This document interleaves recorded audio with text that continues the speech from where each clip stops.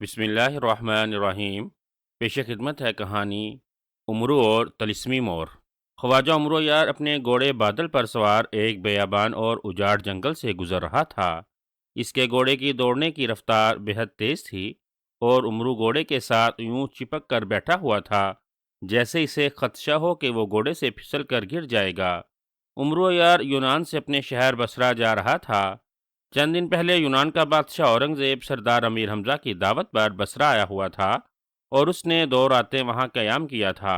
واپس جاتے ہوئے بادشاہ اورنگزیب اپنا انتہائی قیمتی ہیروں کا ہار وہاں بھول گیا تھا۔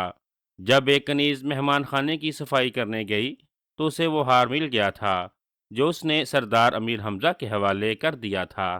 سردار امیر حمزہ نے فوراً امرو یار کو بلایا اور اسے ہدایت کی کہ وہ یونان جا کر ہار بادشاہ اورنگزیب کے حوالے کر آئے۔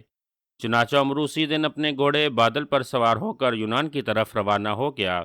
امرو جب یونان کے شاہی محل میں پہنچا تو اس نے یونان کے بادشاہ اورنگزیب کو پریشانی کے عالم میں دیکھا۔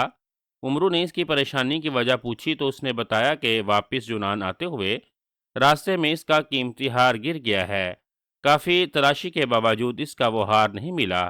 جب امرو نے ہیروں والا ہار زنبیل سے نکال کر بادشاہ اورنگزیب کے حوالے کیا تو وہ بہت حیران ہوا۔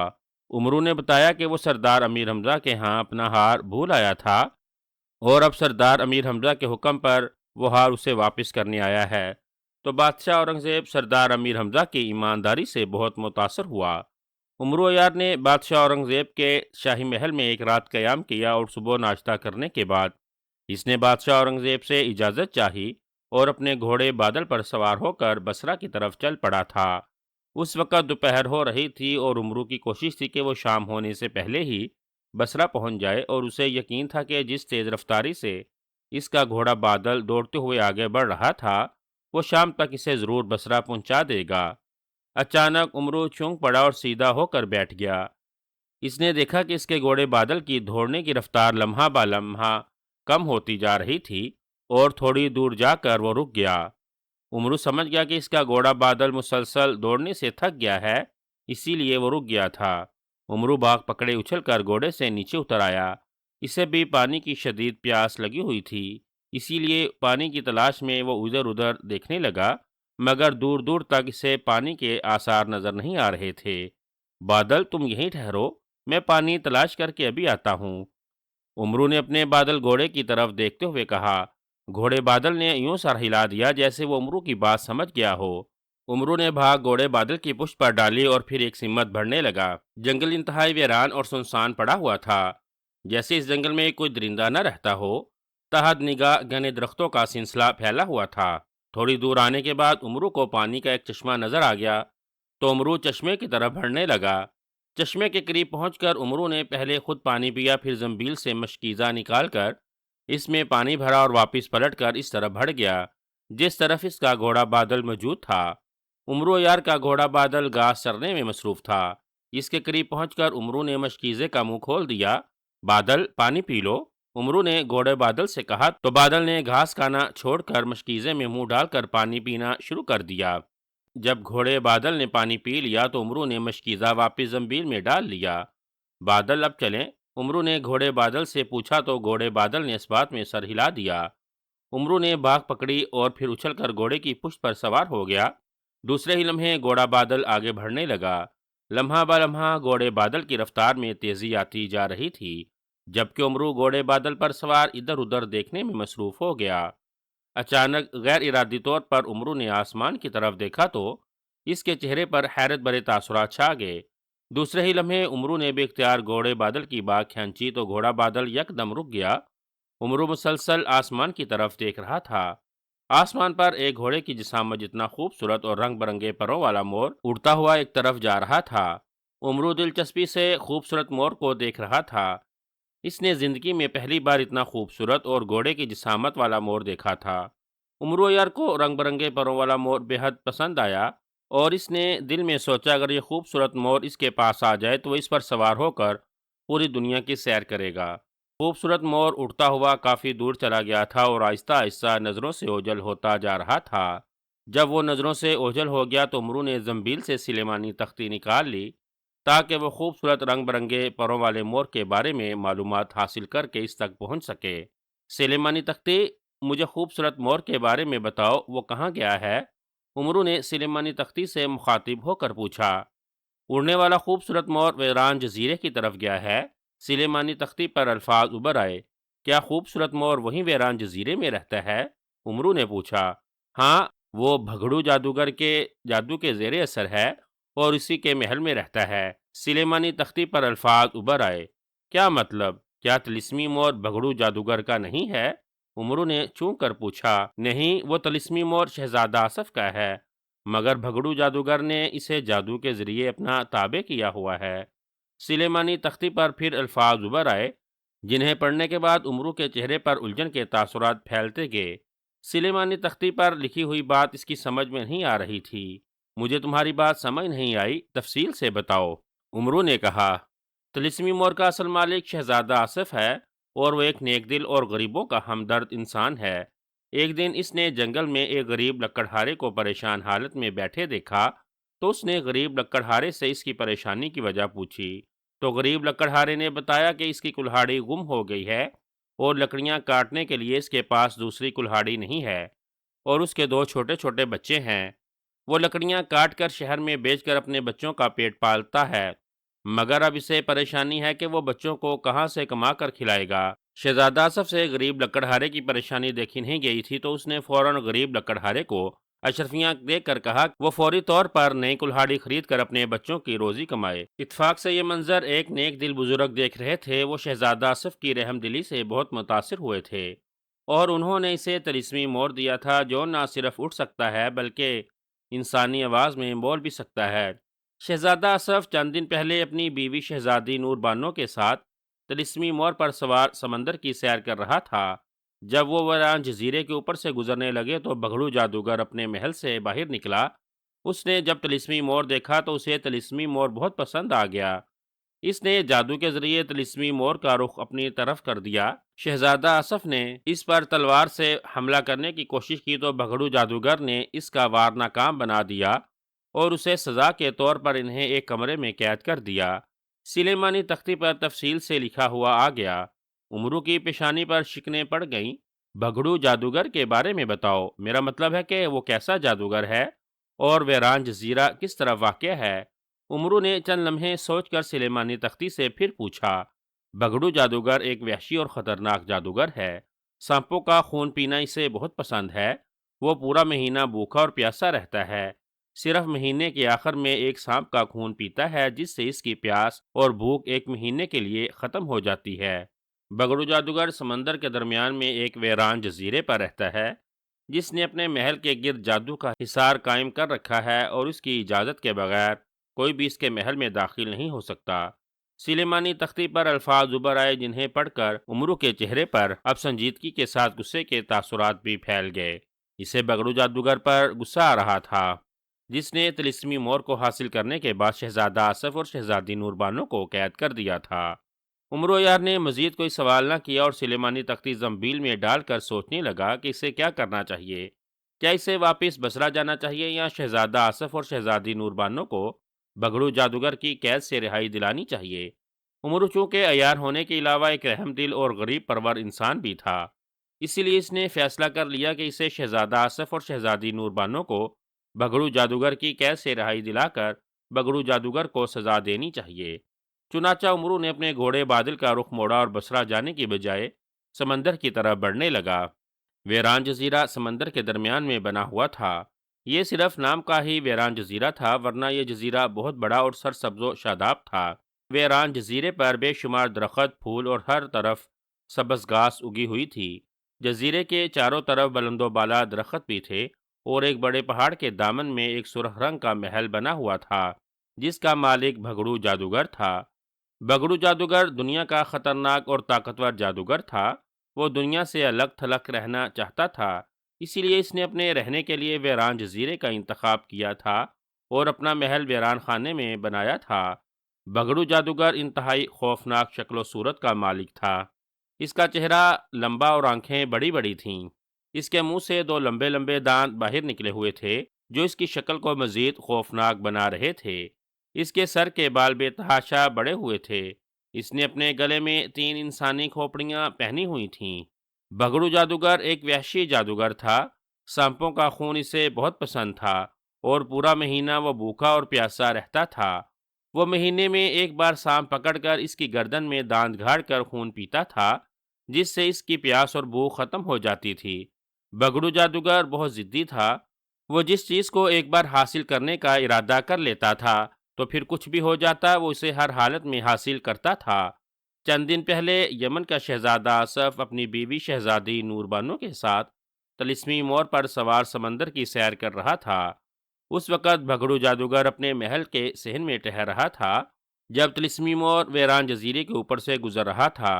بگڑو جادوگر کو طلسمی مور بہت پسند آیا تھا اور اس نے فیصلہ کر لیا تھا کہ وہ طلسمی مور کو اپنا تابع بنا کر ہمیشہ کے لیے اپنے پاس رکھے گا۔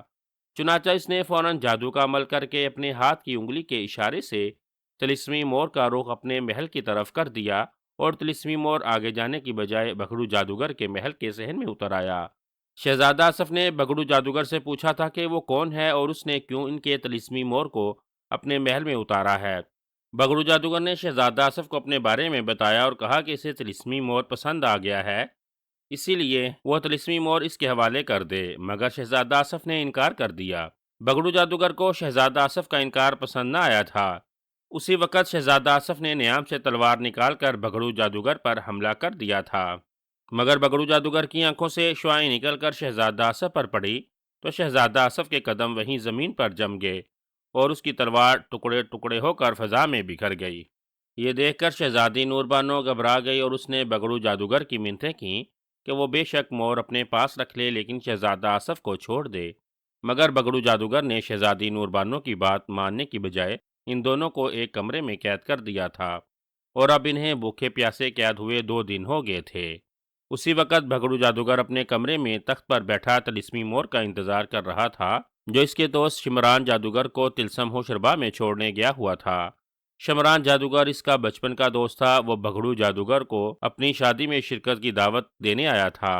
اس نے جب طلسمی مور کو دیکھا تو اس نے بھی طلسمی مور کی خوبصورتی کی بہت تعریف کی تھی۔ 2 دن بگڑو جادوگر کے پاس رہنے کے بعد جب شمران جادوگر طلسم ہوشربا جانے لگا تو اس نے بگڑو جادوگر سے طلسمی مور پر سوار ہو کر طلسم ہوشربا جانے کی خواہش ظاہر کی، تو بگڑو جادوگر نے اس کی خواہش کو مد نظر رکھتے ہوئے طلسمی مور کو حکم دیا تھا کہ وہ اس کے دوست شمران جادوگر کو طلسم ہوشربا چھوڑ کر واپس آئے۔ طلسمی مور کو طلسم ہوشربا گئے کافی دیر ہو گئی تھی، اسی لیے بگڑو جادوگر کو پریشانی لاحق ہو رہی تھی۔ وہ سوچ رہا تھا کہ ممکن ہے شمران جادوگر کی طلسمی مور کو دیکھ کر نیت خراب ہو گئی ہو اور وہ طلسمی مور کو طلسم ہوشربا جانے کے بہانے لے گیا ہو اور اسے جادو کے عمل سے اپنے تابع کر لیا ہو۔ میرا خیال ہے شمران جادوگر کی نیت میں فطور آ گیا ہے اور اس نے یقیناً میرے طلسمی مور پر قبضہ کر لیا ہوگا۔ بگڑو جادوگر نے خود کلامی کے انداز میں کہا۔ پھر اس نے طلسمی مور کو دیکھنے کے لیے ایک منتر پڑھ کر اپنا ہاتھ فضا میں جھٹکا تو اس کے ہاتھ میں ایک شفاف شیشہ آ گیا۔ جادو کے شیشے، مجھے طلسمی مور دکھاؤ، بگڑو جادوگر نے تحکمانہ لہجے میں شفاف شیشے سے کہا تو دوسرے ہی لمحے شفاف شیشے میں یک لخت جماکا ہوا اور اس میں ایک منظر دکھائی دینے لگا۔ بگڑو جادوگر غور سے منظر کو دیکھنے لگا۔ شفاف شیشے میں طلسمی مور نظر آیا جو اڑتا ہوا اس کے محل کی طرف آ رہا تھا۔ یہ دیکھ کر بگڑو جادوگر کے چہرے پر اطمینان بھرے تاثرات چھا گئے۔ اچانک بگڑو جادوگر نے غیر ارادی طور پر شفاف شیشے کی طرف دیکھا تو دوسرے ہی لمحے وہ چونک پڑا۔ وہ غور سے شفاف شیشے کی طرف دیکھنے لگا۔ اس بار شفاف شیشے میں طلسمی مور کی بجائے ایک بوڑھا انسان دکھائی دے رہا تھا جس نے سرخ رنگ کا کرتا، سفید رنگ کی شلوار پہنی ہوئی تھی۔ اس کے سر پر پیلے رنگ کی پگڑی تھی۔ وہ بوڑھا گھوڑے پر سوار تیز رفتاری سے ویران جزیرے کی طرف آ رہا تھا۔ اسے دیکھ کر بگڑو جادوگر کے چہرے پر حیرت بھرے تاثرات چھا گئے۔ ارے یہ کون ہے جو میرے جزیرے کی طرف آ رہا ہے؟ بگڑو جادوگر نے حیرت بھرے لہجے میں کہا۔ شفاف شیشے، مجھے اس کا چہرہ واضح کر کے دکھاؤ، بگڑو جادوگر نے شفاف شیشے سے چیختے ہوئے مخاطب ہو کر کہا تو دوسرے ہی لمحے بوڑھے انسان کا چہرہ واضح طور پر شیشے میں دکھائی دینے لگا جو عمرو عیار کا چہرہ تھا۔ ارے یہ کون ہے اور کیوں میرے جزیرے کی طرف آ رہا ہے؟ شفاف شیشے، مجھے بتاؤ یہ آدمزاد کون ہے اور میرے جزیرے کی طرف کیوں آ رہا ہے؟ بگڑو جادوگر نے حیرت بھرے لہجے میں کہا۔ آقا، یہ دنیا کا عیار و مکار انسان عمرو عیار ہے، اور یہ طلسمی مور حاصل کرنے کے علاوہ آپ کی قید سے شہزادہ آصف اور شہزادی نور بانو کو رہائی دلانے آ رہا ہے۔ شفاف شیشے میں سے آواز آئی تو بھگڑو جادوگر بے اختیار اچھل پڑا۔ بھگڑو جادوگر نے عمرو عیار کا نام سنا ہوا تھا، مگر اس نے عمرو عیار کی شکل آج دیکھی تھی۔ اسے دوسرے جادوگروں نے بتایا تھا کہ عمرو عیار جادوگروں، جنوں، دیوں اور چڑیلوں کا دشمن ہے۔ آج تک اسے دنیا کا کوئی طاقتور جادوگر ہلاک نہیں کر سکا تھا، بلکہ جس جادوگر نے بھی اسے ہلاک کرنے کی کوشش کی تھی وہ خود ہی اس کے ہاتھوں مارا گیا تھا۔ عمرو یار طلسمی مور کیوں حاصل کرنا چاہتا ہے؟ بگڑو جادوگر نے پوچھا۔ کیونکہ عمرو یار کو طلسمی مور پسند آ گیا ہے، شفاف شیشے میں سے آواز آئی۔ اچھا یہ بتاؤ، عمرو یار کو کیسے معلوم ہوا ہے کہ شہزادہ آصف اور اس کی بیوی شہزادی نور بانو میری قید میں ہے؟ بگڑو جادوگر نے ہونٹ بھینچتے ہوئے پوچھا۔ آقا، عمرو یار کے پاس کراماتی تختی ہے جس نے عمرو کو شہزادہ آصف اور شہزادی نور بانو کے بارے میں بتایا ہے، اسی لیے عمرو یار انہیں آزادی دلانے آ رہا ہے۔ شفاف شیشے میں سے پھر آواز آئی، او نہیں، دراصل عمرو یار کو اس کی موت کھینچ کر میرے جزیرے پر لا رہی ہے۔ ٹھیک ہے، تم جاؤ، میں عمرو یار کو دیکھتا ہوں۔ بگڑو جادوگر نے اس بات میں سر ہلاتے ہوئے کہا۔ دوسرے ہی لمحے شفاف شیشہ غائب ہو گیا۔ بگڑو جادوگر نے اپنی آنکھیں بند کر لیں اور منہ ہی منہ میں منتر پڑھنے لگا۔ سمندر کے قریب پہنچ کر عمرو یار گھوڑے سے نیچے اتر آیا اور سمندر کی طرف دیکھنے لگا۔ سمندر کا پانی ٹھاٹھے مار رہا تھا۔ عمرو یار کو بہت دور سمندر کے درمیان میں پہاڑوں کے چھوٹے چھوٹے حوالے نظر آ رہے تھے۔ ان چھوٹے چھوٹے حوالوں کو دیکھ کر عمرو یار سمجھ گیا کہ یہی وہ ویران جزیرہ ہے جہاں بگڑو جادوگر نے شہزادہ آصف اور شہزادی نور بانو کو قید کر کے رکھا ہوا تھا۔ بادل، تم میرا یہی انتظار کرو، میں بھگڑو جادوگر کو سزا دے کر شہزادہ آصف، شہزادی نور بانو اور طلسمی مور کو لے کر آ رہا ہوں۔ عمرو یار نے گھوڑے بادل سے مخاطب ہو کر کہا۔ گھوڑے بادل نے اس بات میں سر ہلا دیا۔ عمرو یار نے گھوڑے بادل کی پشت تھپ تھپائی اور پھر اس نے پاؤں سے جوتے اتار کر زنبیل میں ڈالے اور اڑنے والے جوتے نکال کر پہن لیے۔ اڑنے والے جوتوں، مجھے ویران جزیرے پر لے چلو، عمرو یار نے اڑنے والے جوتوں سے مخاطب ہو کر کہا۔ دوسرے ہی لمحے اس کے جسم کو ایک جھٹکا لگا اور وہ فضا میں بلند ہو کر ویران جزیرے کی طرف بڑھنے لگا۔ عمرو یار کے اڑنے کی رفتار بہت تیز تھی۔ یوں یوں فاصلہ کم ہوتا جا رہا تھا، ویران جزیرے کے آثار واضح ہوتے جا رہے تھے۔ تھوڑی دیر کے بعد عمرو یار ویران جزیرے پر زمین پر اتر آیا اور اس نے اڑنے والے جوتے اتار کر واپس زنبیل میں ڈالے اور عام جوتے پہن کر آگے بڑھنے لگا۔ ویران جزیرے پر گھاس اگی ہوئی تھی اور گھنے درختوں کا سلسلہ پھیلا ہوا تھا، مگر عمرو یار کو وہاں ایک بھی چرند پرند نظر نہیں آ رہا تھا۔ عمرو یار کو بگڑو جادوگر کے محل کی تلاش تھی۔ آقا بچیے! اسی لمحے زنبیل کے محافظ بونے کی عمرو کو چیختی ہوئی آواز سنائی دی تو عمرو یار بے اختیار رک گیا اور چونک کر ادھر ادھر دیکھنے لگا۔ اچانک اس کے قدموں کے پاس زمین پھٹی اور آگ کا ایک شعلہ نمودار ہوا جو یک لخت ایک بڑے الاؤ میں تبدیل ہوتا چلا گیا۔ عمرو یار آگ کے الاؤ کو دیکھ کر پیچھے ہٹا، مگر آگ کے الاؤ نے یکدم عمرو یار کے کرتے کو پکڑ لیا اور عمرو یار کا کرتا سوکھی لکڑی کی طرح جلنے لگا۔ عمرو یار نے بکھلا کر آگ بجھانے کی کوشش کی، مگر آگ لمحہ با لمحہ پھیلتی جا رہی تھی اور عمرو یار کو خدشہ پیدا ہو گیا تھا کہ اگر آگ یوں ہی پھیلتی گئی تو ممکن ہے اس کی زنبیل بھی جل کر راکھ بن جائے گی۔ یہ سوچتے ہی عمرو یار نے بجلی کی سی تیزی سے کندھے سے زنبیل اتار کر گھاس پر پھینک دی اور کرتا اتارنے لگا۔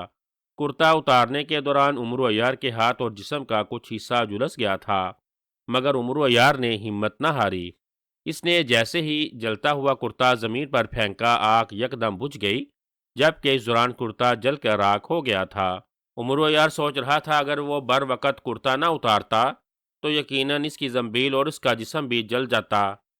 عمرو حیرت بھری نظروں سے جلتے ہوئے کرتے کو دیکھنے لگا۔ آقا، دوسرا کرتا پہن لیں، آپ کو ٹھنڈ لگ جائے گی۔ اسی لمحے زنبیل کے محافظ بونے کی آواز سنائی دی تو عمرو نے زمین پر پڑی اپنی زنبیل اٹھائی اور اس میں ہاتھ ڈال کر دوسرا کرتا نکالا اور پہن لیا۔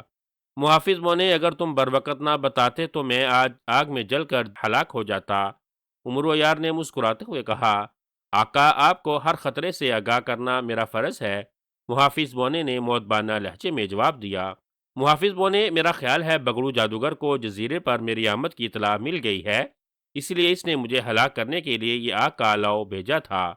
عمرو یار نے محافظ بونے سے مخاطب ہو کر کہا، جی ہاں آقا، بگڑو جادوگر کو آپ کے بارے میں سب کچھ معلوم ہو چکا ہے کہ آپ طلسمی مور حاصل کرنے کے علاوہ شہزادہ آصف اور شہزادی نور بانو کو اس کی قید سے رہائی دلانے اس کے جزیرے پر آئے ہیں۔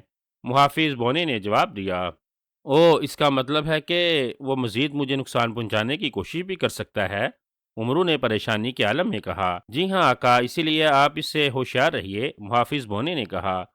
محافظ بونے، مجھے مشورہ دو کہ میں کیا کروں؟ عمرو نے کہا، آقا، بگڑو جادوگر بہت خطرناک اور چالاک جادوگر ہے، وہ آپ کو ہلاک کرنے کے لیے دوسرا وار بھی کر سکتا ہے، اسی لیے آپ اسے باتوں سے قائل کریں کہ آپ اسے کوئی نقصان پہنچانے نہیں آئے بلکہ آپ اس کے دوست بن کر آئے ہیں تاکہ وہ آپ کو اپنے محل میں لے جائے۔ محافظ بونے نے کہا، او نہیں، تم ٹھیک کہہ رہے ہو، مجھے ایسا ہی کرنا پڑے گا۔ عمرو نے اس بات میں سر ہلاتے ہوئے کہا۔ پھر عمرو نے زنبیل کاندھے پر لٹکائی اور ادھر ادھر دیکھنے لگا۔ بگڑو جادوگر، تم کہاں ہو؟ میں بہت ضروری کام کے لیے تم سے ملنے آیا ہوں۔ عمرو نے اونچی آواز میں بگڑو جادوگر کو مخاطب ہو کر کہا۔ چند لمحے گزر گئے مگر عمرو یار کو بگڑو جادوگر کی طرف سے کوئی جواب موصول نہ ہوا۔ بگڑو جادوگر، میرا یقین کرو، میں تمہیں نقصان پہنچانے نہیں بلکہ تمہارے فائدے کے لیے آیا ہوں، عمرو نے پھر اونچی آواز میں کہا۔ تھوڑی دیر مزید اسی طرح گزر گئی مگر جب دوسری بار بگڑو جادوگر کی طرف سے اسے جواب نہ ملا تو تب عمرو یار دوسری ترکیب سوچنے لگا۔ واقعی محافظ بونے نے صحیح کہا تھا کہ بگڑو جادوگر بہت محتاط اور چالاک جادوگر ہے۔ عمرو یار ابھی یہ سوچنے میں مصروف تھا کہ اسی وقت اس کے سامنے زمین پھٹی اور ایک سیاہ رنگ کا بندر نمودار ہوا۔ عمرو یار اس بندر کو دیکھ کر گھبرا گیا۔ عمرو یار، مجھے بگڑو جادوگر نے بھیجا ہے، وہ تمہیں محل میں بلا رہے ہیں، سیاہ بندر نے عمرو سے مخاطب ہو کر کہا۔ او اچھا، میں سمجھا تھا کہ بگڑو جادوگر نے تمہیں مجھے دوبارہ نقصان پہنچانے کے لیے بھیجا ہے، عمرو یار نے مسکراتے ہوئے کہا۔ میرا ہاتھ پکڑو، سیاہ بندر نے اپنا ہاتھ آگے بڑھاتے ہوئے کہا۔ میں تمہارا ہاتھ کیوں پکڑوں؟ ہو سکتا ہے تم مجھے نقصان پہنچانے آئے ہو، عمرو یار نے پیچھے ہٹتے ہوئے کہا تو سیاہ بندر ہنس پڑا۔ عمرو یار، میں تمہیں نقصان پہنچانے نہیں آیا ہوں، میری بات کا یقین کرو، سیاہ بندر نے کہا۔ بگڑو جادوگر کا محل کس طرف ہے؟ میں محل کے دروازے سے اندر جاؤں گا، عمرو یار نے کہا۔ عمرو یار، بگڑو جادوگر نے اپنے محل کے گرد جادو حصار قائم کیا ہوا ہے، اسی لیے تم محل کے دروازے سے اندر نہیں جا سکتے، اور اگر تم نے محل کے دروازے سے اندر جانے کی کوشش کی تو تم فوراً ہی آگ میں جھلس کر ہلاک ہو جاؤ گے۔ آؤ میرا ہاتھ پکڑ لو، سیاہ بندر نے منہ بناتے ہوئے کہا تو عمرو چند لمحے کھڑا سوچتا رہا، پھر وہ آگے بڑھا اور اس نے سیاہ بندر کا ہاتھ پکڑ لیا۔ دوسرے ہی لمحے ایک کڑاکا ہوا اور عمرو یار سیاہ بندر سمیت پھٹی ہوئی زمین میں سما گیا اور زمین واپس برابر ہو گئی۔ بھگڑو جادوگر نے آنکھیں کھولیں تو اس کی آنکھیں سرخ ہو رہی تھیں۔ اس نے گردن موڑ کر دیکھا تو طلسمی مور اس کے قریب ہی زمین پر بیٹھا ہوا تھا۔ جب بھگڑو جادوگر منتر پڑھ رہا تھا تو طلسمی مور اس کے کمرے میں آ کر خاموشی سے بیٹھ گیا تھا۔ بگڑو جادوگر نے پھر ایک منتر پڑھ کر پھونک ماری تو اس کے سامنے ایک دھوئے کا گولا نمودار ہو گیا اور اس گولے میں جزیرے کا منظر دکھائی دینے لگا۔ بگڑو جادوگر غور سے دھوئے پر ابھرنے والے منظر کو دیکھنے لگا۔ منظر میں عمرو یار دکھائی دے رہا تھا جو ویران جزیرے پر اتر کر ایک طرف چل رہا تھا کہ اچانک اسے بھگڑو جادوگر کے بھیجے ہوئے آگ کے شعلوں نے گھیر لیا اور عمرو یار بکھلا کر آگ بجھانے کی کوشش کرنے لگا، جبکہ بھگڑو جادوگر کے چہرے پر مسرت بھرے تاثرات پھیل گئے، مگر دوسرے لمحے وہ حیرت سے اچھل پڑا۔ عمرو نے اپنا کرتا اتار کر زمین پر پھینک دیا تھا جس سے وہ آگ میں جلنے سے بچ گیا تھا۔ اوہ اوہ، عمرو طلسمی آگ سے بچ گیا ہے، اوہ، بگڑو جادوگر نے حیرت بھرے لہجے میں کہا۔ پھر اس نے دوبارہ آنکھیں بند کر لیں اور منتر پڑھنے لگا۔ وہ عمرو کو ہلاک کرنے کے لیے ایک اور منتر پڑھ رہا تھا کہ اچانک اسے کسی کی آواز سنائی دی تو اس نے اپنی آنکھیں کھول دیں اور دھوئیں پر ابھرنے والے منظر میں دیکھنے لگا۔ عمرو یار اس کا نام لے کر پکار رہا تھا۔ عمرو یار کو مجھ سے کیا کام ہو سکتا ہے؟ وہ مجھ سے کیوں ملنا چاہتا ہے؟ وہ کہیں عمرو مجھے نقصان پہنچانے کے لیے عیاری تو نہیں کر رہا؟ بھگڑو جادوگر نے خود کلامی کے انداز میں کہا، مگر دوسرے ہی لمحے اس نے اپنے اس خیال کو جھٹک دیا، مجھے عمرو یار کیا نقصان پہنچا سکتا ہے؟ میں دنیا کا خطرناک جادوگر ہوں، میرے ایک ہی منتر سے یہ جل کر راکھ بن جائے گا، مجھے ایک بار عمرو یار سے مل لینا چاہیے، بھگڑو جادوگر نے اسی انداز میں کہا۔ پھر اس نے دھوئیں پر پھونک ماری تو دھواں غائب ہو گیا۔ سیاہ بندر، میرے سامنے آؤ، بھگڑو جادوگر نے بلند آواز میں کہا تو اسی وقت زمین پھٹی اور سیاہ بندر نمودار ہوا۔ کیا حکم ہے میرے آقا؟ سیاہ بندر نے مودبانہ لہجے میں کہا۔ سیاہ بندر جزیرے پر عمرو عیار موجود ہے، اسے میرے پاس لے آؤ، بھگڑو جادوگر نے تحکمانہ لہجے میں کہا۔ تو سیاہ بندر نے اس بات میں سر ہلاتے ہوئے واپس زمین میں سما گیا تو بھگڑو جادوگر عمرو کے آنے کا انتظار کرنے لگا۔ تھوڑی دیر کے بعد زمین پھٹی اور سیاہ بندر عمرو عیار سمیت برآمد ہوا۔ سیاہ بندر نے عمرو کا ہاتھ پکڑا ہوا تھا۔ عمرو عیار کو چھوڑ کر سیاہ بندر واپس زمین میں سما گیا، جبکہ عمرو عیار حیرت بھری نظروں سے ادھر ادھر دیکھنے لگا۔ بھگڑو جادوگر غور سے عمرو عیار کی طرف دیکھ رہا تھا۔ ایک بات بھگڑو جادوگر نے خاص طور پر نوٹ کی تھی، جب عمرو عیار نے طلسمی مور کو دیکھا تو اس کی آنکھوں میں عجیب سی چمک پیدا ہو گئی تھی۔ عمرو یار میں اس طرف بیٹھا ہوں، بھگڑو جادوگر نے عمرو کو ادھر ادھر دیکھتے ہوئے دیکھ کر کہا تو عمرو عیار چونک کر بھگڑو جادوگر کی طرف دیکھنے لگا۔ دوسرے لمحے وہ اس کی طرف بڑھ آیا۔ میرا خیال ہے کہ تم ہی بھگڑو جادوگر ہو، عمرو یار نے اس کے قریب آ کر کہا۔ ہاں، میں ہی بھگڑو جادوگر ہوں۔ تمہیں مجھ سے کیا کام ہے اور تمہیں میرے بارے میں کس نے بتایا ہے؟ بھگڑو جادوگر نے اس بات میں سر ہلاتے ہوئے کہا۔ بھگڑو جادوگر، تم یہ پوچھو کہ تمہیں کون نہیں جانتا؟ ارے تمہاری شہرت تو پوری دنیا میں پھیلی ہوئی ہے اور میں تمہاری شہرت سے متاثر ہو کر ہی تمہارے پاس آیا ہوں، مگر مجھے افسوس ہے کہ تم نے مجھے مارنے کی کوشش کی، عمرو عیار نے مسکراتے ہوئے کہا۔ مجھے اطلاع ملی ہے کہ تم طلسمی مور حاصل کرنے شہزادہ آصف اور شہزادی نور بانو کو میری قید سے رہائی دلانے آئے ہو، اسی لیے میں نے تمہیں ہلاک کرنے کی کوشش کی ہے۔ یہ تو تمہاری خوش قسمتی ہے کہ تم میری طلسمی آگ سے بچ گئے ہو، ورنہ کسی کا بھی طلسمی آگ سے بچنا بہت مشکل ہے، بھگڑو جادوگر نے سخت لہجے میں کہا۔ بھگڑو جادوگر، تمہیں کسی نے غلط اطلاع دی ہے کہ میں طلسمی مور حاصل کرنا چاہتا ہوں، اور نہ ہی میں شہزادی آصف اور شہزادی نور بانو کو تمہاری قید سے رہائی دلانے آیا ہوں۔ میں تو ایک اہم کام کے سلسلے میں تم سے ملنے آیا ہوں، عمرو عیار نے کہا۔ کام بتاؤ، تم کس کام کے لیے مجھ سے ملنا چاہتے ہو؟ بھگڑو جادوگر نے کہا۔ بھگڑو جادوگر، میں ایک مشکل میں گرفتار ہو گیا ہوں۔ میں نے مشکل سے نکلنے کے لیے دنیا کے بڑے بڑے جادوگروں سے مدد حاصل کرنے کی کوشش کی، مگر کوئی بھی جادوگر میری مدد کرنے کو تیار نہیں۔ پھر مجھے ایک جادوگر نے تمہارے بارے میں بتایا کہ تم ایسے طاقتور جادوگر ہو جو میری مدد کر سکتے ہو، عمرو یار نے کہا تو بھگڑو جادوگر چونک پڑا۔ تم کس مشکل میں گرفتار ہو اور تمہیں میری کیا مدد چاہیے؟ بھگڑو جادوگر نے کہا۔ بھگڑو جادوگر، کیا تم سرغام جادو کو جانتے ہو؟ عمرو نے پوچھا۔ نہیں، میں اس کا نام پہلی بار سن رہا ہوں، بھگڑو جادوگر نے نفی میں سر ہلاتے ہوئے کہا۔ سرغام جادوگر دنیا کا ظالم اور طاقتور جادوگر ہے، جس نے طلسم و شربا میں افراسیاب اور دیگر جادوگروں کی نیند حرام کر رکھی ہے۔ وہ سب سرغام جادوگر سے بہت تنگ ہیں، آئے دن کسی جادوگر کو قتل کر دینا اس کا معمول بن چکا ہے۔ پچھلے دنوں افراسیاب نے مجھے بلا کر کہا کہ میں کسی طرح سرغام جادوگر کو ہلاک کر دوں تو وہ مجھے منہ مانگا انعام دیں گے۔ میں نے انعام کے لالچ میں آ کر سرغام جادوگر سے ٹکر لے لی، مگر مجھے کیا معلوم تھا کہ وہ بہت طاقتور جادوگر ہے۔ اسے میرے بارے میں معلوم ہو گیا اور اس نے مجھے اتنا مارا کہ میری ہڈیاں ابھی تک دکھ رہی ہیں۔ سرغام جادوگر میرا دشمن بن گیا اور مجھے ہلاک کرنے کے در پہ ہے۔ میں بڑی مشکل سے جان بچانے کے لیے ایک جنگل میں چھپ گیا تھا، تو جنگل میں میری ملاقات ایک جادوگر سے ہوئی۔ اس جادوگر نے مجھے تمہارے بارے میں بتایا کہ تم ہی سرغام جادوگر کو ہلاک کرنے کی صلاحیت رکھتے ہو، اس لیے میں تم سے مدد مانگنے کے لیے تمہارے پاس اس ویران جزیرے پر آ گیا ہوں۔ اگر تم سرغام جادوگر کو ہلاک کر دو تو میں تمہیں آدھا انعام دے دوں گا، عمرو نے تفصیل سے بات کرتے ہوئے کہا۔ کیا تم سچ کہہ رہے ہو عمرو؟ بھگڑو جادوگر نے کہا۔ مجھے تم سے جھوٹ بولنے کی کیا ضرورت ہے، بھگڑو جادوگر؟ اگر تمہیں میری بات پر یقین نہیں ہے تو بے شک تم افراسیاب سے تصدیق کر لو، عمرو یار نے اسے شک میں مبتلا ہوتا دیکھ کر کہا۔ بھگڑو جادوگر واقعی شک میں مبتلا ہو گیا تھا اور اس کے چہرے پر الجھن بھرے تاثرات چھا گئے تھے۔ وہ دل میں سوچ رہا تھا کہ اسے کیا کرنا چاہیے۔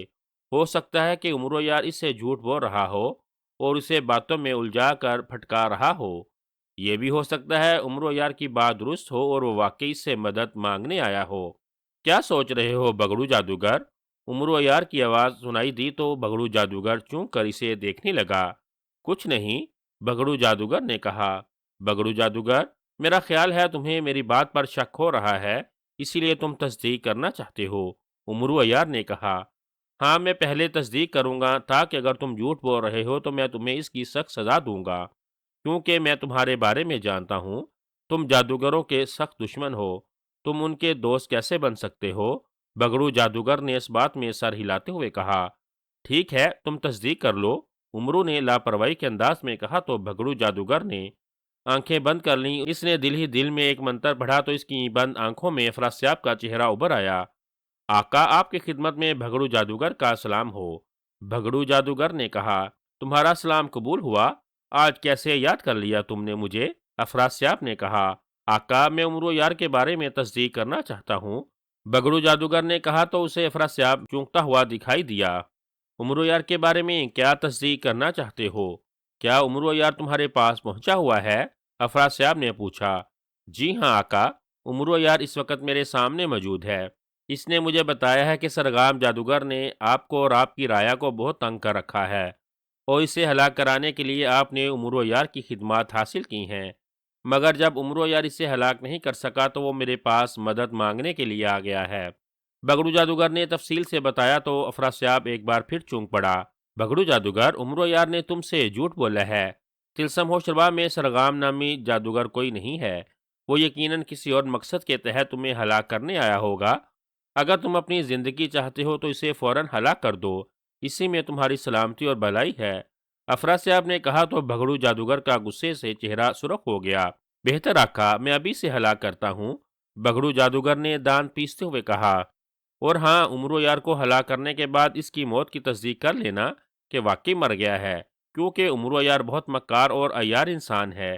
افراسیاب نے بھگڑو جادوگر کو تنبیہ کرتے ہوئے کہا، بہت بہتر آقا، بھگڑو جادوگر نے کہا، اور پھر اس نے اپنی آنکھیں کھول دیں۔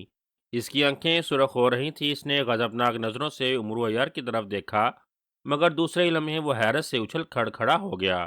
امرو عیار اس کے کمرے میں موجود نہیں تھا۔ اوہ اوہ، امرو عیار کہاں چلا گیا؟ بھگڑو جادوگر نے پریشان کن لہجے میں کہا، پھر دوسرے ہی لمحے وہ باہر کی طرف دوڑا۔ طلسمی مور خاموش بیٹھا بگڑو جادوگر کو باہر جاتا ہوا دیکھ رہا تھا۔ بگڑو جادوگر کا خیال تھا کہ امرو یار اس کمرے کی طرف گیا ہوگا جس کمرے میں شہزادہ آصف اور شہزادی نور بانو قید تھے، اسی لیے وہ اس کمرے کی طرف بڑھ گیا۔ بگڑو جادوگر نے جب آنکھیں بند کیں تو امرو یار سمجھ گیا کہ وہ اس کے بارے میں افراسیاب سے تصدیق کر رہا ہے، اسی لیے اسے فوراً ہی کچھ کرنا چاہیے، ورنہ بگڑو جادوگر اسے زندہ نہیں چھوڑے گا۔ اس سے پہلے کہ بھگڑو جادوگر آنکھیں کھولتا، امرو یار نے بجلی کی سی تیزی سے زنبیل میں سے سلیمانی چادر نکال کر اپنے کندھوں پر اوڑھ لی اور وہ غائب ہو گیا۔ بھگڑو جادوگر نے جب آنکھیں کھول لی اور امرو یار کو کمرے میں نہ پایا تو وہ برق رفتاری سے کمرے سے باہر نکلتا چلا گیا۔ اس کے جاتے ہی امرو یار طلسمی مور کی طرف بڑھا۔ اس نے طلسمی مور کی پشت پر سوار ہونے کی کوشش کی، مگر طلسمی مور کھڑا ہو گیا۔ امرو، تم میری پشت پر سوار نہیں ہو سکتے، طلسمی مور نے غصیلے لہجے میں کہا۔ کیا تم مجھے دیکھ رہے ہو؟ امرو نے حیرت بھرے لہجے میں کہا۔ ہاں، طلسمی مور نے جواب دیا۔ میں تمہاری پشت پر کیوں سوار نہیں ہو سکتا؟ امرو نے پوچھا۔ اسی لیے کہ میں بھگڑو جادوگر کے زیر اثر ہوں، اور بھگڑو جادوگر کے علاوہ اور کوئی مجھ پر سوار نہیں ہو سکتا، یا مجھ پر وہ سوار ہو سکتا ہے جسے خود بھگڑو جادوگر نے اجازت دی ہو، طلسمی مور نے کہا۔ امرو چند لمحے اس کی طرف دیکھتا رہا، پھر اس نے زنبیل میں سے ہاتھ ڈال کر ایک چھوٹی سی پڑیا نکال لی جس میں سفید رنگ کا سفوف تھا۔ وہ جادو کا اثر ختم کرنے والا سفوف تھا۔ امرو نے چٹکی میں سفوف بھر کر طلسمی مور پر پھینکا تو دوسرے لمحے طلسمی مور نے پھڑپھڑانا شروع کر دیا۔ وقت تیزی سے گزرتا جا رہا تھا اور امرو جلد از جلد طلسمی مور کو اپنے قبضے میں کرنا چاہتا تھا۔ امرو یار، میں تمہارے زیر اثر ہو گیا ہوں، اسی لمحے طلسمی مور نے امرو یار سے مخاطب ہو کر کہا تو امرو کے چہرے پر مسرت بھرے تاثرات چھا گئے۔ چلو میری زنبیل میں چلے جاؤ، امرو نے تیز لہجے میں کہا تو اسی وقت طلسمی مور اچھلا اور امرو کی زنبیل میں چلا گیا۔ عین اسی لمحے بھگڑو جادوگر بکھلائے ہوئے انداز میں اندر داخل ہوا۔ اس نے جب طلسمی مور کو غائب پایا تو وہ مزید بکھلا گیا۔ اوہ اوہ، طلسمی مور کہاں غائب ہو گیا ہے؟ اوہ، ابھی تو وہ کمرے میں موجود تھا، بھگڑو جادوگر نے بکھلائے ہوئے لہجے میں کہا۔ دوسرے ہی لمحے وہ دوڑتا ہوا کمرے سے باہر نکل گیا۔ امرو یار خاموشی سے ایک طرف کھڑا ہوا بھگڑو جادوگر کو دیکھ رہا تھا۔ اس کے جاتے ہی وہ کمرے سے باہر نکل آیا اور وہ کمرہ تلاش کرنے لگا جس میں شہزادہ آصف اور شہزادی نور بانو قید تھے۔ محل میں 10 کمرے بنے ہوئے تھے، ان سب کمروں کے دروازے بند تھے اور ان دروازوں پر انسانی ہڈیوں کے نشان بنے ہوئے تھے۔ ان میں سے ایک ہڈی سفید اور دوسری سیاہ رنگ کی تھی۔ امرو کے چہرے پر پریشانی کے تاثرات چھا گئے تھے اور اس کی سمجھ میں نہیں آ رہا تھا کہ شہزادہ آصف اور شہزادی نور بانو کس کمرے میں قید تھے۔ امرو نے کچھ سوچ کر زنبیل سے سلیمانی تختی نکالی۔ وہ شہزادہ آصف اور شہزادی نور بانو کے بارے میں معلوم کرنا چاہتا تھا۔ سلیمانی تختی، شہزادہ آصف اور شہزادی نور بانو کس کمرے میں قید ہے؟ امرو نے پوچھا۔ شہزادہ آصف اور شہزادی نور بانو 5ویں کمرے میں قید ہے۔ سلیمانی تختی پر الفاظ ابھر آئے۔ دروازہ کھولنے کا طریقہ بتاؤ، امرو نے پوچھا۔ دروازے پر جو انسانی ہڈی بنی ہوئی ہے، ان میں سے سیاہ رنگ کی ہڈی پر ہاتھ رکھو گے تو دروازہ کھل جائے گا۔ سلیمانی تختی پر دوبارہ الفاظ ابھر آئے۔ یہ سب پڑھنے کے بعد امرو عیار نے سلیمانی تختی زنبیل میں ڈالی اور پھر وہ 5ویں کمرے کے دروازے کی طرف بڑھا۔ دروازے کے قریب پہنچ کر امرو نے سیاہ رنگ کی ہڈی پر انگلی رکھ کر دباؤ دیا تو دوسرے ہی لمحے دروازہ کھل گیا اور امرو نے بجلی کی سی تیزی سے اندر داخل ہو کر دروازہ بند کر دیا۔ کمرے میں روشنی پھیلی ہوئی تھی۔ امرو نے دیکھا ایک نوجوان شہزادہ اور ایک نوجوان شہزادی آمنے سامنے بنے ستونوں کے ساتھ رسیوں سے بندھے ہوئے ہیں۔ شہزادہ آصف نے سبز رنگ کا کرتا اور سفید رنگ کی شلوار، جبکہ شہزادی نور بانو نے تیز نیلے رنگ کے کپڑے پہنے ہوئے تھے۔ وہ دونوں بہت بری حالت میں تھے اور ان کے چہروں پر مایوسی پھیلی ہوئی تھی۔ دروازہ کھلنے پر وہ چونک کر دروازے کی طرف دیکھنے لگے، لیکن امرو عیار نے سلیمانی چادر اوڑھی ہوئی تھی، اسی لیے وہ انہیں نظر نہیں آیا۔ امرو عیار نے سلیمانی چادر اتار کر زنبیل میں ڈالی۔ اسے ظاہر ہوتا دیکھ کر وہ دونوں چونک پڑے۔ اس سے پہلے کہ شہزادہ آصف کوئی بات کرتا، امرو عیار نے منہ پر انگلی رکھ کر اسے خاموش رہنے کا اشارہ کر دیا۔ میرا نام امرو عیار ہے اور میں آپ کو آزاد کرانے آیا ہوں۔ امرو عیار نے شہزادہ آصف کے قریب پہنچ کر سرگوشی کرتے ہوئے کہا۔ اپنی رہائی کا سن کر شہزادہ آصف کا چہرہ خوشی سے کھل اٹھا۔ امرو عیار نے زنبیل سے خنجر دودی نکالا اور پہلے اس نے شہزادہ آصف اور شہزادی نور بانو کی رسیاں کاٹ کر انہیں آزاد کر دیا۔ اسی لمحے انہیں دھپ دھپ کی آوازیں سنائی دیں تو امرو عیار کے ساتھ ساتھ شہزادہ آصف اور شہزادی نور بانو کے چہروں پر بھی پریشانی کے تاثرات چھا گئے تھے۔ او، لگتا ہے بھگڑو جادوگر آ رہا ہے، امرو عیار نے پریشانی کے عالم میں کہا۔ دھپ دھپ کی آوازیں اس کے کمرے کے سامنے سے گزرتی ہوئی آگے چلی گئیں تو امرو نے دروازہ کھول کر تھوڑا سا سر باہر نکال کر جھانکا، لیکن کسی کو راہداری میں نہ پا کر امرو عیار نے شہزادہ آصف اور شہزادی نور بانو کو باہر آنے کا اشارہ کیا تو دونوں امرو عیار کے پیچھے چلتے ہوئے کمرے سے باہر نکل کر راہداری میں آ گئے اور آہستہ آہستہ چلتے ہوئے آگے بڑھنے لگے۔ اچانک راہداری کے موڑ سے بھگڑو جادوگر برآمد ہوا۔ وہ بہت غضبناک دکھائی دے رہا تھا۔ بھگڑو جادوگر کو دیکھ کر امرو سمیت شہزادہ آصف اور شہزادی نور بانو ٹھٹک کر رک گئے۔ دوسرے ہی لمحے شہزادہ آصف اور شہزادی نور بانو تیزی سے ایک ستون کے پیچھے چھپ گئے۔ امرو عیار، میں تمہیں زندہ نہیں چھوڑوں گا، تم نے مجھ سے عیاری کی ہے، بھگڑو جادوگر نے دھاڑتے ہوئے کہا۔ عیاری سے تم جیسے خبیث جادوگروں کو پھنسا کر سزا دینا میرا کام ہے، بھگڑو جادوگر، اور تمہاری موت بھی میرے ہاتھوں لکھی ہے۔ امرو عیار نے مسکراتے ہوئے کہا۔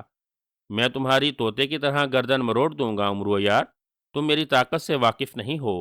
اگر تم زندگی چاہتے ہو تو طلسمی مور میرے حوالے کر کے یہاں سے چلے جاؤ، ورنہ میں تمہارا بہت برا حشر کروں گا، بھگڑو جادوگر نے غراتے ہوئے کہا۔ طلسمی مور تو میں کسی صورت میں بھی تمہارے حوالے نہیں کروں گا، کیونکہ وہ تمہاری ملکیت نہیں ہے، وہ شہزادہ آصف کی ملکیت ہے، امرو عیار نے لاپرواہی سے کہا۔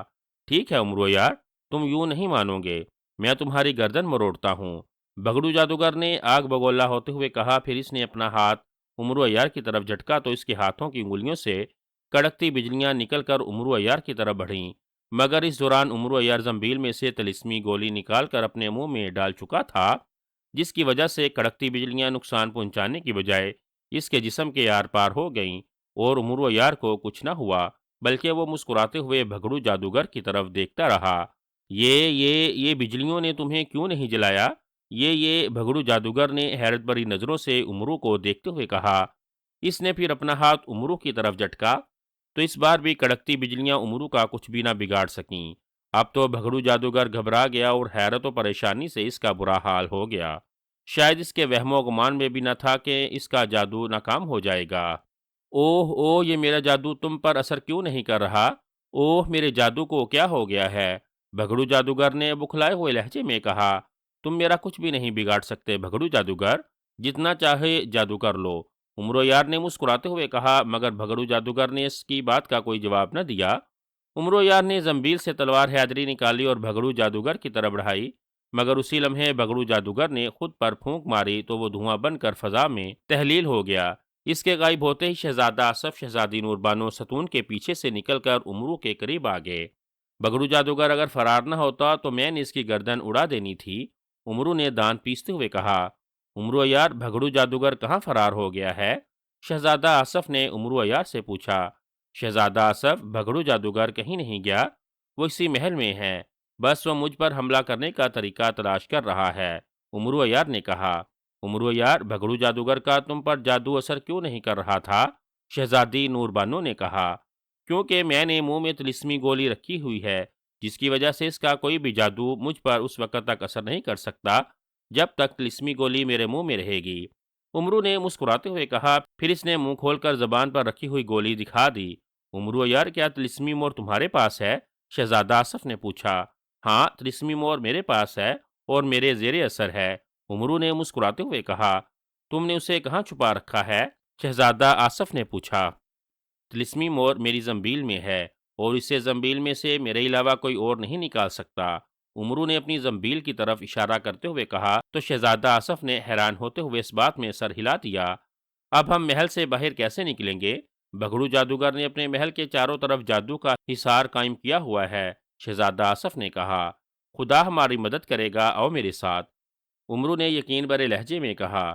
پھر وہ انہیں راہداری سے نکل کر محل کے صحن میں لے آیا۔ محل میں سناٹا چھایا ہوا تھا۔ عمرو یار بھگڑو جادوگر کی طرف سے چکنا تھا، اسی لیے وہ ادھر ادھر دیکھ رہا تھا۔ کچھ دیر سوچ کر اس نے بولنے والی گڑیا نکال لی۔ بولنے والی گڑیا، مجھے بتاؤ ہم محل سے کس طرح نکل سکتے ہیں؟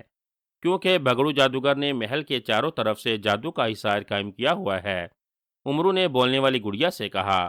آقا، بھگڑو جادوگر نے محل کے چاروں طرف جادو کا حصار قائم کیا ہوا ہے، محل کے اوپر نہیں۔ آپ طلسمی مور پر سوار ہو جائیں اور آسمان پر کافی بلندی پر جا کر جزیرے سے نکل سکتے ہیں، بولنے والی گڑیا نے جواب دیا تو عمرو یار کی آنکھیں چمک اٹھیں۔ شہزادہ آصف اور شہزادی نور بانو حیرت اور دلچسپی سے بولنے والی گڑیا کو دیکھ رہے تھے۔ تمہارا مشورہ بالکل درست ہے، میں ایسے ہی کرتا ہوں، عمرو نے اس بات میں سر ہلاتے ہوئے کہا۔ پھر اس نے بولنے والی گڑیا واپس زنبیل میں ڈال لی۔ پھر اس نے دوبارہ زنبیل کا منہ کھول دیا۔ طلسمی مور باہر آ جاؤ، عمرو یار نے کہا تو اسی وقت طلسمی مور باہر نکل کر کھڑا ہو گیا۔ اسی لمحے عمرو یار کو شہزادہ آصف اور شہزادی نور بانو کے چیخنے کی آواز سنائی دی تو وہ بے اختیار مڑا۔ شہزادہ آصف اور شہزادی نور بانو ایک لوہے کے جال میں قید ہو چکے تھے۔ عمرو یار، ہمیں بچا لو، ہمیں بچا لو، شہزادہ آصف نے چیختے ہوئے عمرو یار سے کہا۔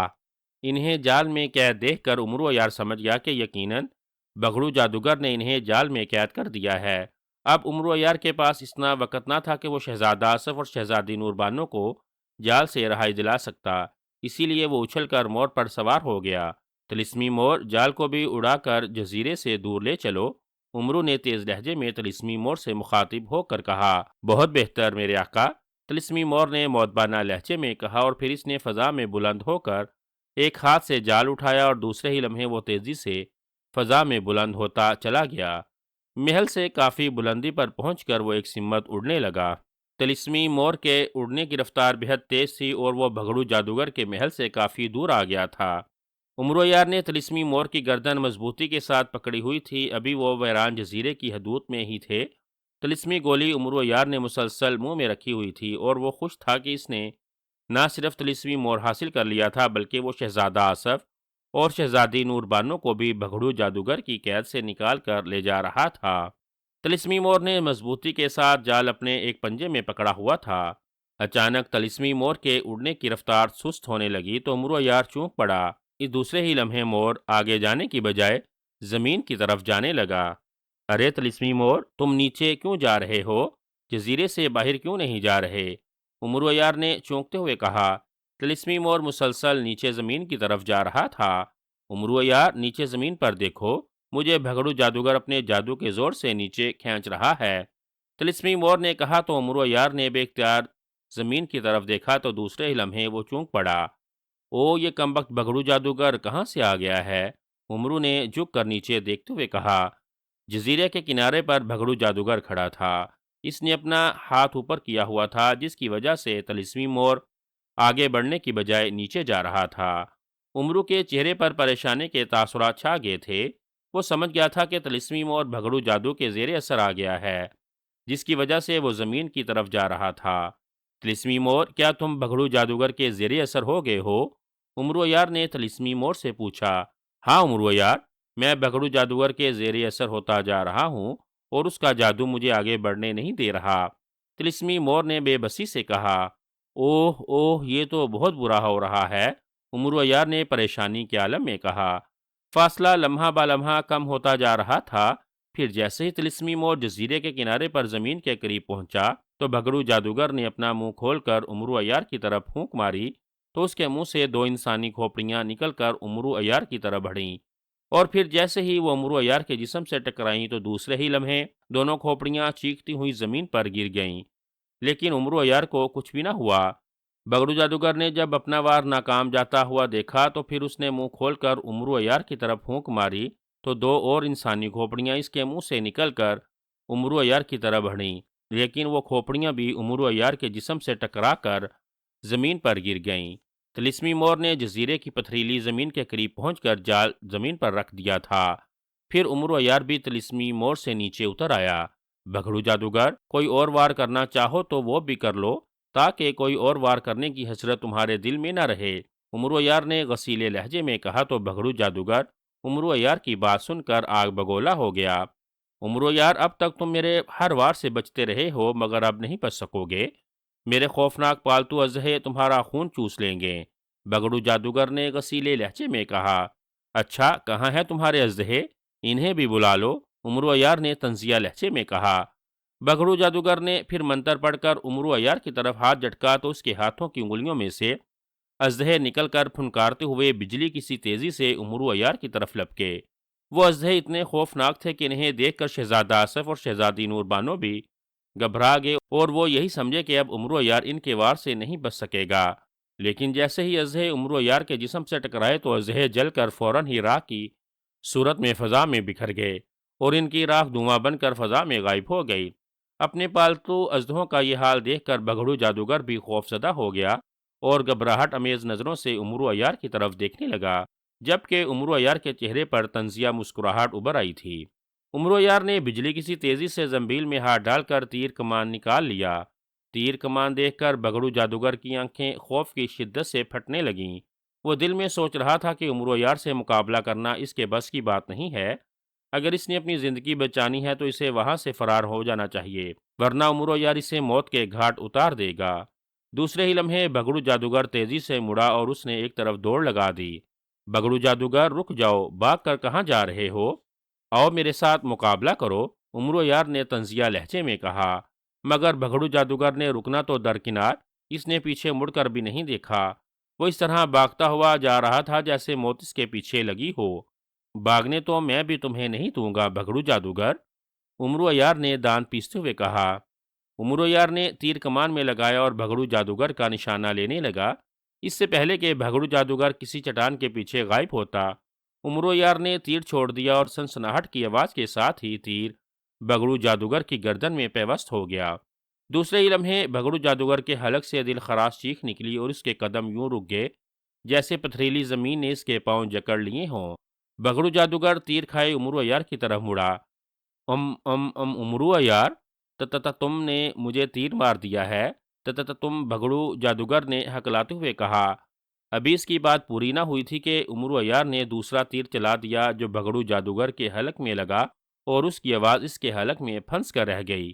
امرو عیار نے تیسرا تیر چلایا جو بگڑو جادوگر کی پیشانی میں لگا اور وہ منہ کے بل زمین پر گر گیا۔ وہ چند لمحے بری طرح تڑپنے کے بعد ساکت ہو گیا۔ بگڑو جادوگر کے مرتے ہی امرو عیار نے خدا کا شکر ادا کیا۔ اس نے تیر کمان واپس زنبیل میں ڈالا اور جال کی طرف مڑا۔ امرو نے دیکھا کہ جال غائب ہو چکا تھا اور شہزادہ آصف اور شہزادی نور بانو آزاد ہو کر حیرت اور مسرت کے ملے جلے تاثرات کے ساتھ امرو عیار کی طرف دیکھ رہے تھے۔ امرو عیار ان کے قریب آ گیا۔ امرو عیار، تمہارا بہت بہت شکریہ، اگر تم ہماری جان نہ بچاتے تو بگڑو جادوگر نے ہمیں بھوکا پیاسا مار دینا تھا۔ ہمیں 2 دن ہو گئے ہیں، ہم نے کچھ نہیں کھایا پیا۔ شہزادہ آصف نے امرو عیار کا شکریہ ادا کرتے ہوئے کہا۔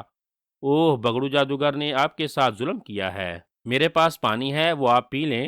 جنگل میں پہنچ کر میں آپ کو پھل لا دوں گا، امرویار نے کہا۔ پھر اس نے زنبیل سے مشکیزہ نکال کر شہزادہ آصف کے حوالے کر دیا۔ دونوں نے گھٹا گھٹ پانی پیا اور خدا کا شکر ادا کرنے لگے۔